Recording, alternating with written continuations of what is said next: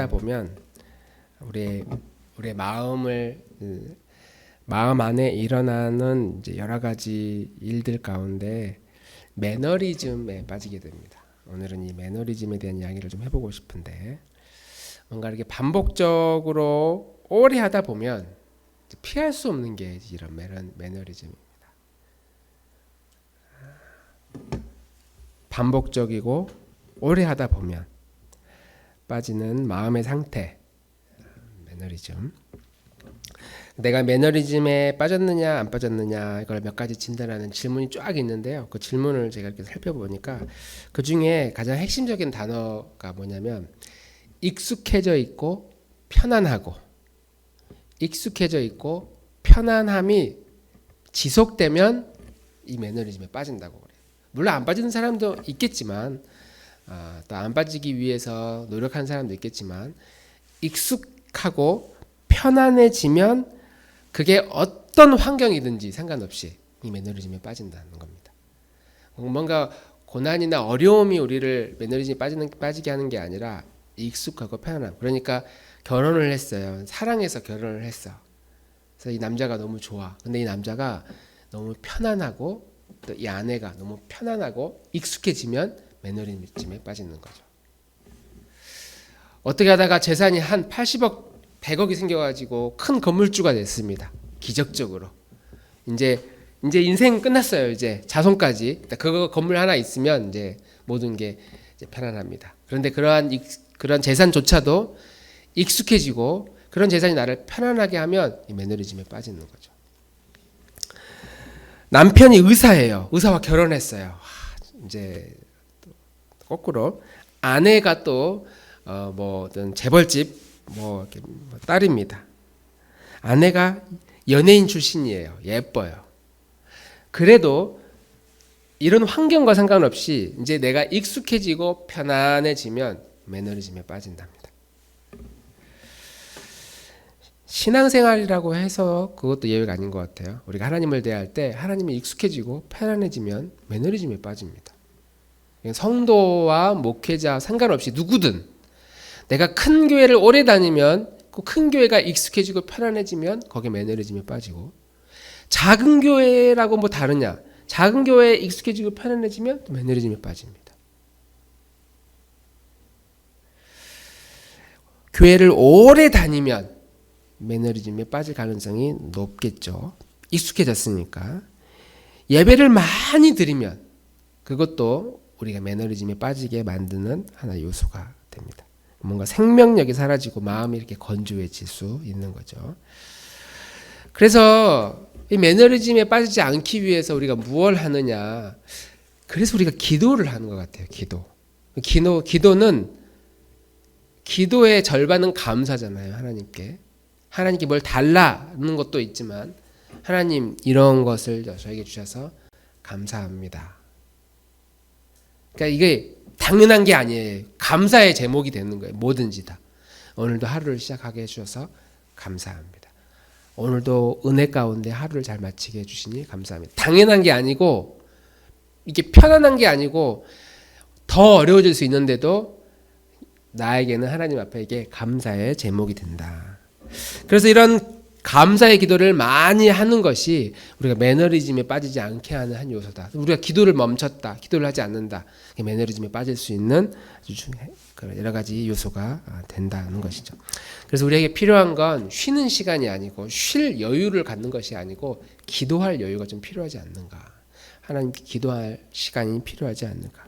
아침에 눈을 뜰 때, 아니면 하루를 마무리할 때 쉼과 여유를 찾는 게 아니라 하나님 앞에 감사와 또 우리의 마음을 아뢰이고, 익숙해지지 않도록, 이 편안함이 나를 망치지 않도록 그렇게 기도하는 것이 우리가 신앙에 큰 원동력을 갖는 그런 힘이 될 것이다 라고 말할 수 있습니다. 주님의 은혜를 구하는, 그렇게 늘 기도의 시간을 갖는 우리 교우들이 되기를 주님 이름으로 축복합니다. 오늘은 에베소서 말씀을 읽었는데요. 에베소서는 사도 바울이 쓴 글이고, 신약 성경의 절반 이상은 다 바울이 기록했다고 할 만큼 바울의 영향력은 매우 크다고 할 수 있습니다.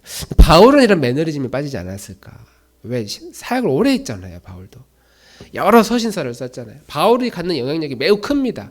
근데 거기에 익숙해지고 바울은 그것이 편안하다고 느꼈을 때 매너리즘에 빠지지 않았을까? 또 그런 구절은 없을까? 찾아보면 매너리즘은 익숙하고 편안하면 쉽게 빠질 수 있다고 그랬잖아요. 근데 바울은 편안함이 아니라 고난을 늘 하나님께 감사하고 하나님께 기도했던 사람입니다. 쉬지 않고 찾아본 그 고난에 대해서 고난이 가지고 있는 신비, 그러니까 그 고난이 나에게 많을 때마다 바울이 그 고난에 익숙해졌겠습니까? 뭐 매를 맞는 게 익숙해졌겠습니까? 그때마다 얼마나 마음이 상처가 됐겠어요? 근데 그게 불편하게 만들었겠죠. 바울의 사역을. 그래서 계속 이동하게 되고 떠나게 되고 피해 다니게 되고 그렇게 편안하지 않았기 때문에 이런 매너리즘에 빠지지 않을 수 있겠구나.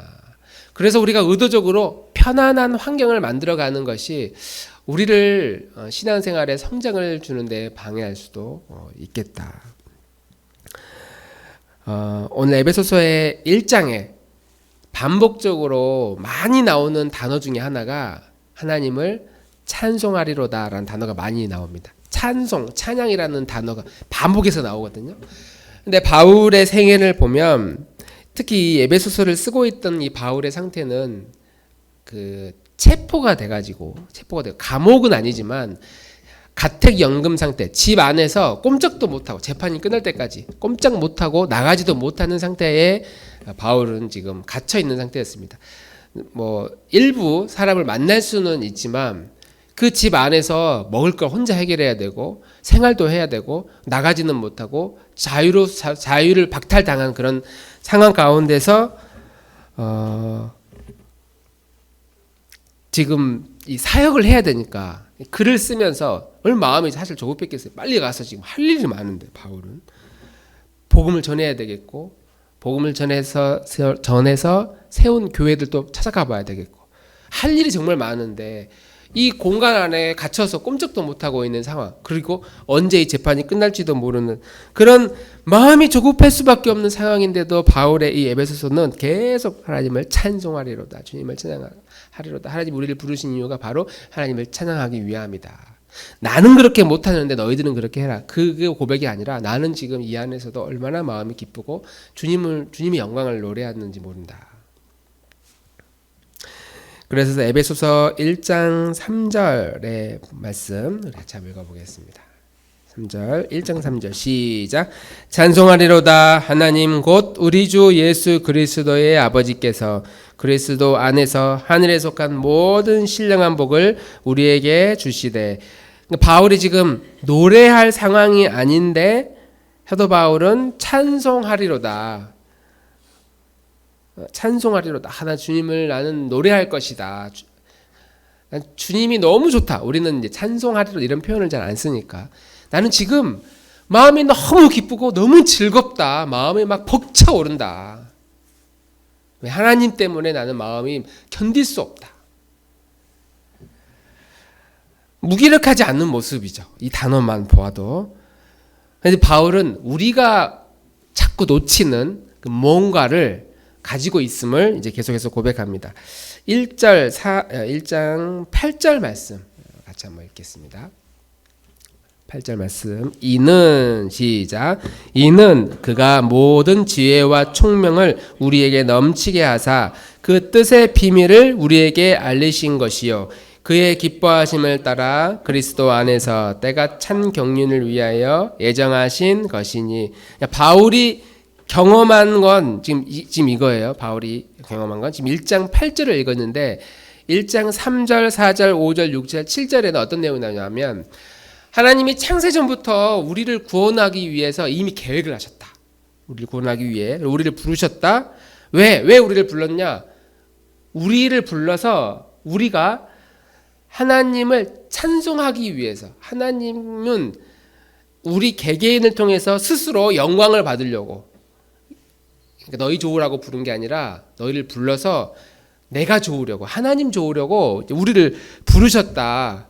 그런데 그렇게 부르셨는데 이 인간이 죄 가운데 타락해서 이제 무너졌잖아요. 그런데 그 무너진 모든 인류를 그냥 버리지 않고, 얘는 불완전한 존재라고 버리지 않고 그를 다시 회복시켜 주셨는데 그들이 가지고 있는 모든 죄를 하나님의 아들이신 예수 그리스도의 피로 말미암아 속량하셨다. 대신 대가를 지불하고 너희들 다시 데려왔다. 도망간 너희들을 다시 데려와서 너희들을 잘 닦고 잘 씻겨서 다시 너희들이 나를 찬양하도록 하기 위해서 우리를 부르셨다. 그러면 그렇게 부름받은 사람에게는 특별한 에너지가 생기는데, 힘이 생기는데, 그 에너지가 바로 8절 이는 그가 모든 지혜와 총명을 우리에게 넘치게 하사, 지혜와 총명을 우리에게 주신다.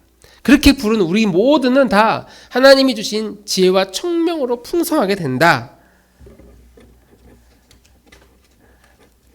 바울은 지금 부름받은 우리는 다 이런 지혜와 총명으로 넘치는 그런 존재가 된다라고 말하고 있습니다. 지혜와 총명, 지혜를 영어로 말하면 wisdom이고, 총명은 insight, 뭔가 머리가 빨리빨리 돌아가는, 또 판단력이 빠른, 또 정확한, wisdom과 insight를 적당히 주는 것이 아니라 아주 풍성하게 우리에게 주신다는 겁니다.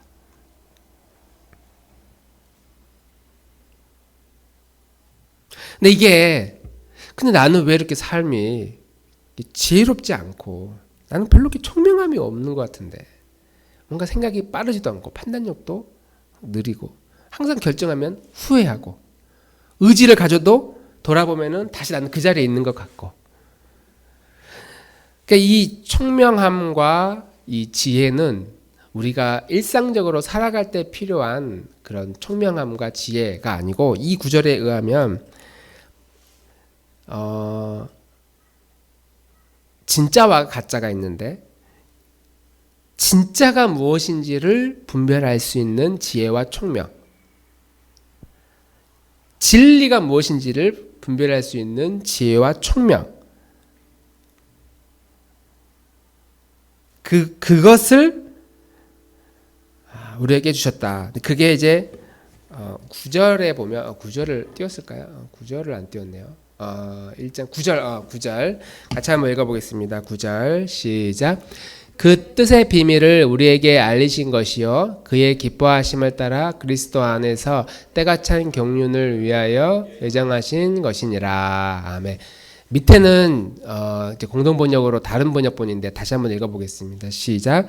당신의 심오한 뜻을 알게 해주셨습니다. 이것은 그리스도를 시켜 이루시려고 하나님께서 미리 세워놓으셨던 계획대로 된 것으로서 라고 했는데, 우리에게 지혜와 총명을 주시는데, 이 지혜와 총명은 무엇을 알게 하느냐, 그 비밀을 알게 된답니다. 그 뜻의 비밀, 뭔가 비밀이 있는데 그 비밀을 알게 하는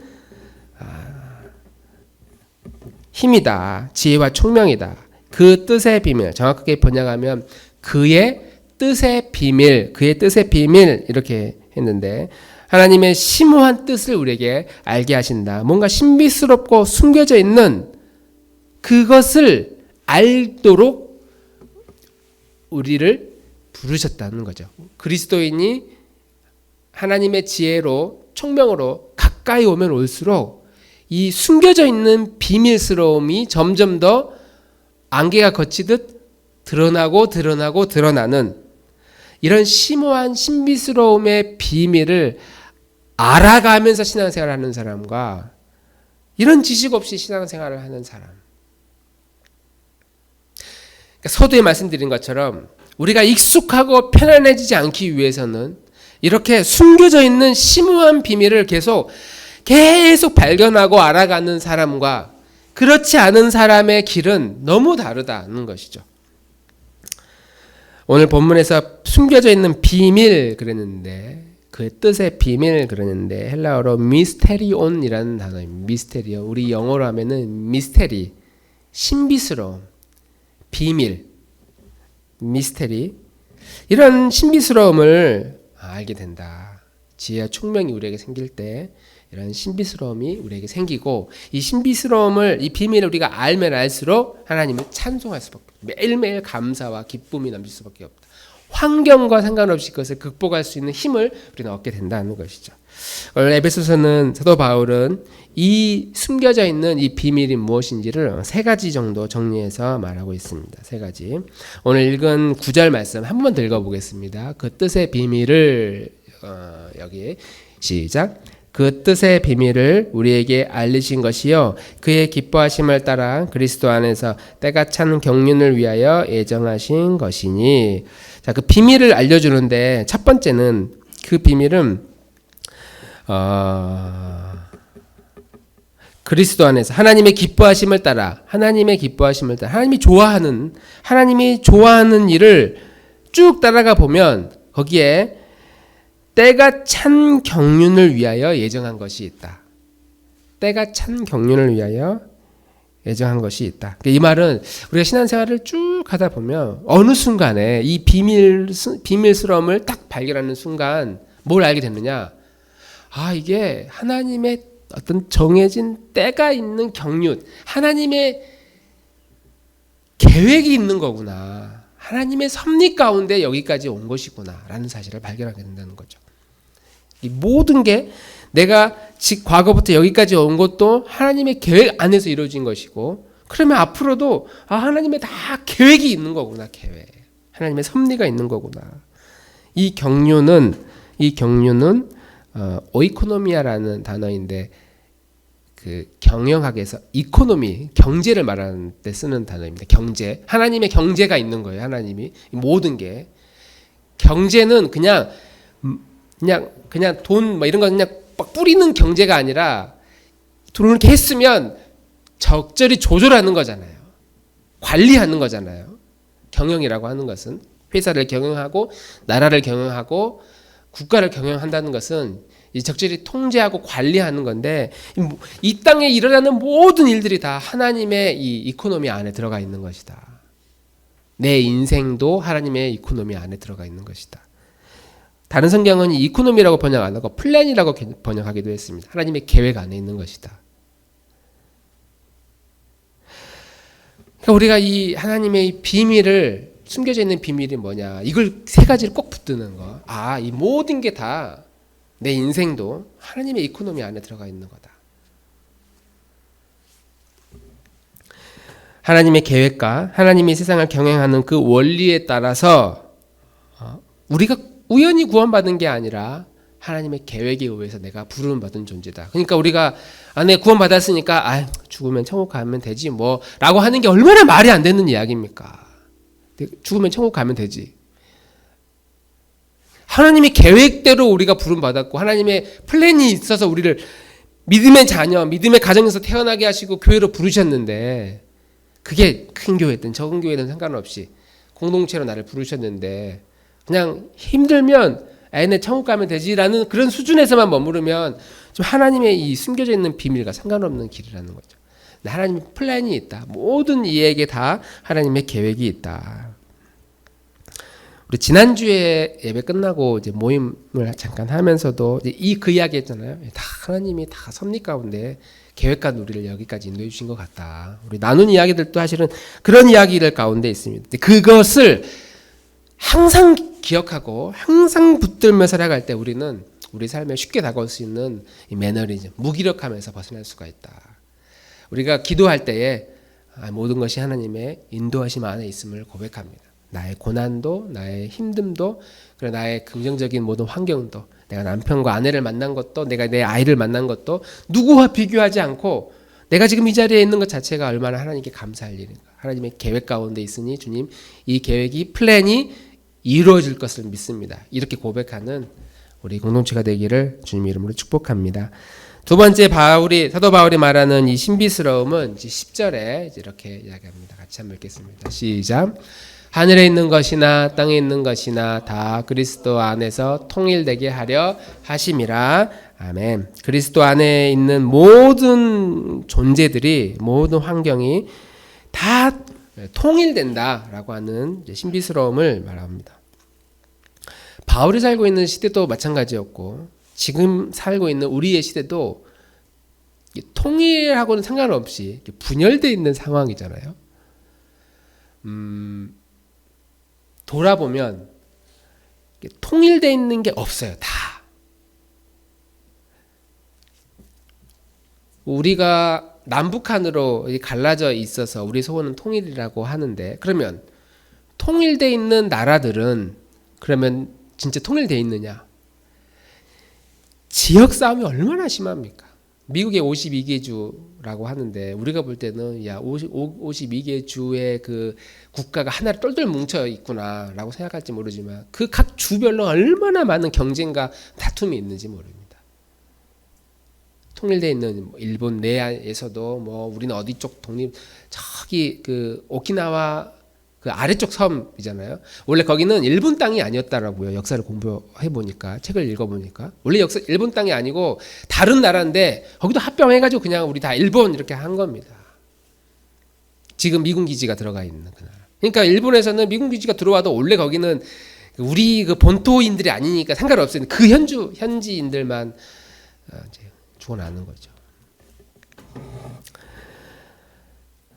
선과 악, 이건 당연히 분리되어 있는 건데, 그리고 우리는 늘 선을 추구하는 입장에 서 있다고 생각하는데 21세기 역사의 흐름을 보면 대놓고 악을 추구하는 세력들이 여전히 판을 치고 있고, 그리고 선을 추구한다고 하는데 자세히 들여다보면 그 선을 추구하는 사람들끼리도 서로 편 가르기에서 갈라져 있고, 누가 봐도 이건 악인데 이렇게 하면 안 되는데, 그런데도 대놓고 사람들이 그 악을 추구하고 그 악을 지지하는 사람들도 여전히 이 시대에 있고.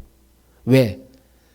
우리도 악일 수 있지만 너희들은 더 악이야 라고 상대방을 공격하기 때문에 서로가 서로를 악으로 공격하는 시대가 되었습니다. 그래서 전쟁을 쉽게 여기죠. 전쟁을 이렇게 하려고 하죠. 왜? 저들은 더 큰 악이니까. 지금 이스라엘이 이제 지금은 그나마 어제 보니까 소강 상태여서 전쟁이 크게 안 일어난다고 하는데, 제가 이제 걱정돼서 이스라엘에 있는 제 친구 목사와 연락을 해봤습니다. 괜찮니? 이제 아시겠지만 거기 지금 총리가 거의 우리나라의 지도자급이에요. 거의 막 반정부 시위가 어마어마합니다. 그러니까 전쟁 일 하지 말라고.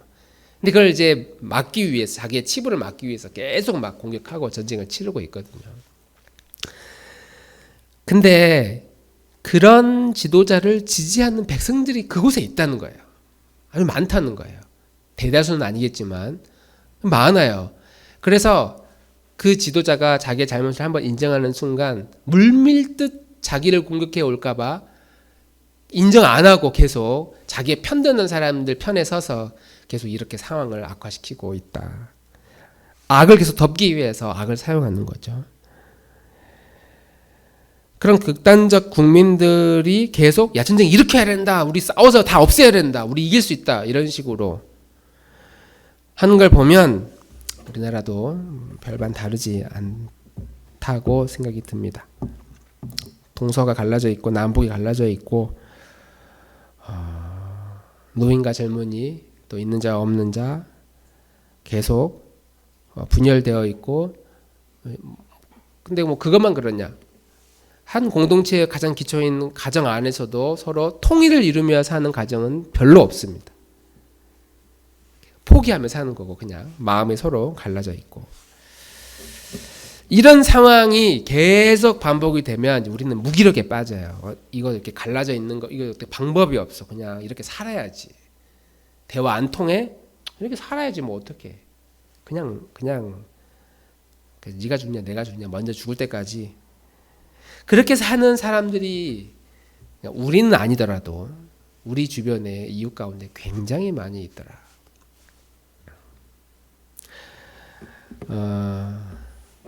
그런데 이러한 모든 이런 무기력에 빠지는 이런 통일되지 않는 상황들을 성경은 아니다, 통일될 수 있다, 연합할 수 있다, 그리스도 안에서 이 모든 질서가 잡히게 되면 모든 것이 통일되는 그런 날이 반드시 올 것이다 라고 말하는 것이죠. 물론 또 극단적인 그리스도인들은 그래서 이 나라가 기독교 국가가 된다고 이렇게 말하는 사람들이 있습니다. 모든 걸 기독교 질서로 해가지고 기독교가 아닌 질서들은 싹 무너뜨려야 된다고 말하는 이런 극단적인 사람들이 또 있다는 거예요. 근데 그리스도가 말하는 그리스도 안에서의 통일, 하나됨은 그런 게 아니거든요.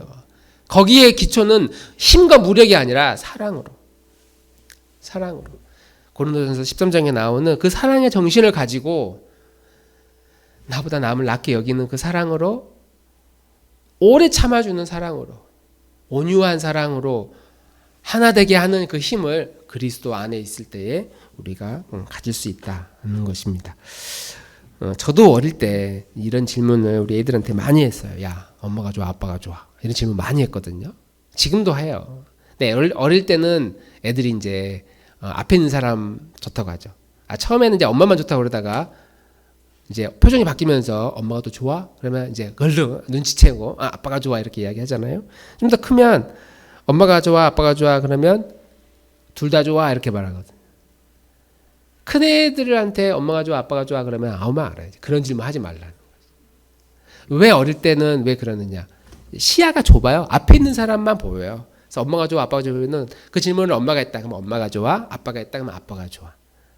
근데 이제 성장하다가 이 시야가 커지면 내가 이렇게 말하면 무슨 사태가 일어날지를 이제 알아요. 시야가 커지면. 그래서 엄마 아빠가 다 좋아요 이렇게 말하다가 더 넓어지면 그런 질문이 이제 나를 이제 불편하게 하는 질문이고 나를 곤란하게 하는 질문이라는 걸 다 아니까 이제 아예 답변도 안 한단 말이죠. 시야가 이렇게 넓어지면 어떤 질문이든지 그 질문에 대한 그 의도에 빠지지 않습니다. 그리스도인들이 우리가 이렇게 시야가 좁을 때 발견하는 비밀과 넓어질 때 발견하는 이 비밀은 차원이 다르다. 우리 믿음의 시야가 그렇게 넓어지면 그렇게 넓어진 시야로 인해서 가지게 된 그 비밀을 붙들어야 된다. 근데 그게 뭐가 보이냐면 그리스도 안에서 우리를 어떻게 통일시키는가가 이렇게 그 신비스러움이 보인다는 거죠. 시야가 좁으면 야 어떻게든 통일을 시켜야 돼. 그러면은 막 무력을 써가지고 힘을 써가지고 막 자녀들 막 부끄러 앉혀가지고 너희들 막 이렇게 해야 된다고. 그래서 우리는 하나가 돼야 된다고. 그렇게 강요하고 강제적으로 통일을 이렇게 만들려고 그래요. 근데 믿음이 깊어지고 그리스도의 사랑이 무엇인지를 발견하고 하나님이 나를 어떻게 부르셨는지 또 얼마나 나를 참고 있는지 이걸 계속 발견해 나가면 믿음의 시야가 넓어져서 하나님이 우리를 어떻게 통일시키려고 하시는가, 연합을 어떻게 시키는가 그걸 가능하게 하더라는 것이죠. 산 위에서 가르치신 예수님의 산상수훈의 그 가르침의 신비가 얼마나 놀라운 것인지가 알게 되고 고린도전서 13장에 나오는 사랑이 무엇인지 그리스도의 사랑이 무엇인지에 대해서 그 놀라움을 발견하게 된다. 이런 것들을 우리가 붙들 때에 그리스도 안에서 모든 것들이 통일되어질 것을 우리는 기대하고 소망하게 될 것이다. 사도 바울이 붙들었던 것이 바로 그리스도의 경륜 가운데 통일되게 하려 하심이라는 사실을 발견했습니다. 마지막으로 사도 바울이 11절에 이렇게 고백합니다. 11절 10절 11절이 안 나왔어요. 11절 처음으로 가서 처음으로 11절 같이 11절 읽겠습니다. 시작.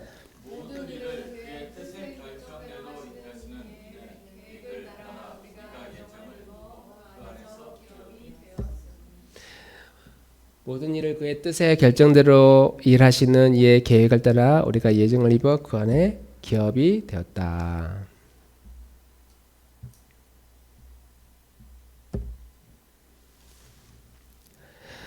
우리가 그냥 이렇게 부름받은 것이 아니라 하나님의 예정과 뜻대로 우리가 첫 번째 이야기한 것처럼 하나님의 계획 가운데서 하나님의 기업이 되었다 이렇게 표현하고 있습니다. 하나님의 기업이 되었다.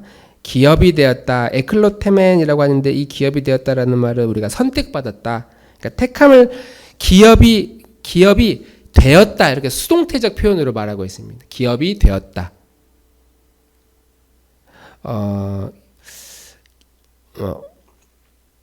상속을 받았다. 일종의 이런 의미인데 우리가 상속되는 그런 존재가 되었다. 이렇게 이런 의미인데 잘 안 쓰는 표현이잖아요. 뭐 하나님의 기업이 되게 하셨다 이런 표현들이. 근데 구약에서 기업이 된다는 가장 첫 번째 나오는 표현이 이제 이스라엘 땅이 12개로 다 나누고 각 지파한테 이게 너희의 기업이다라고 이제 물려주잖아요. 이게 너희의 소유다. 그런데 너희의 소유지만 이 땅이 너희 것이 아니라 이 땅은 원래 내 것인데 너희에게 내가 물려줄 것이다 라고 이야기를 하면서 하나님이 그런데 그럼 너희는 누구 것인지 아냐? 너희들은 이스라엘 백성들이 바로 이 땅은 너에게 주지만 그러나 너희들은 나의 소유다. 그래서 신명기에 이런 고백들이 나옵니다. 신명기 32장 9절 말씀 같이 읽겠습니다. 시작.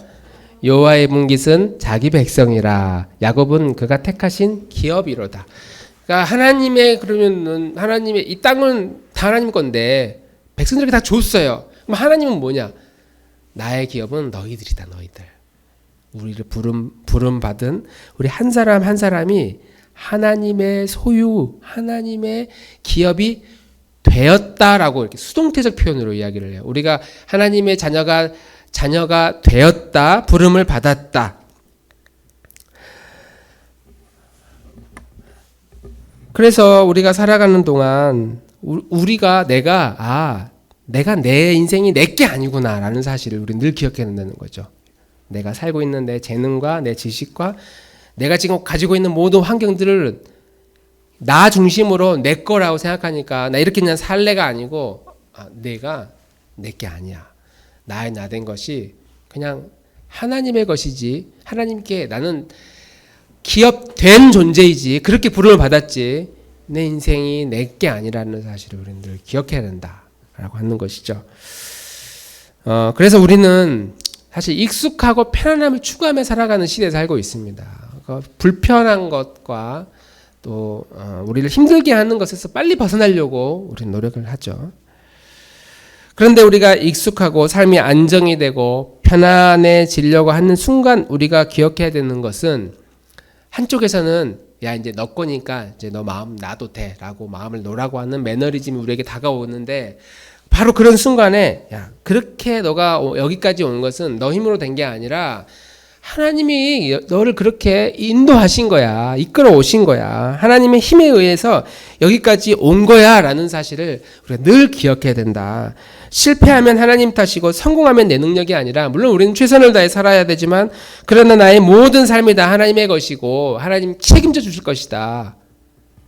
나의 소유는 나는 하나님께 소속된 인간, 소속된 존재이기 때문이다 라는 사실을 우리가 기억해야 되는 것이죠. 그래서 바울은 세 가지를 늘 기억합니다. 하나님의 계획 가운데 있는 것이다. 모든 것이 하나님의 계획 가운데 있다. 그리고 모든 것이 하나님이 다 연합하게 만들어 주실 것이다. 통일되게 해줄 것이다. 갈라져 있고 마음이 상하고 불편한 모든 것들이 다 하나가 되도록 할 것이다. 그리고 결정적으로 내 인생은 내가 책임지는 것이 아니라 하나님이 책임져 주신다. 왜 나는 하나님의 소유이기 때문에. 우리 인생이 감옥 같은 환경이고 매일매일 똑같이 고난과 어려움에 반복되는 시간 가운데서도 그래서 도저히 하나님을 찬송할 수 없고 하나님을 노래할 수 없고 한 주 동안 돌아보며 일주일 동안 내가 무슨 감사를 했나? 무슨 노래를 했나? 어떤 즐거움이 있었나?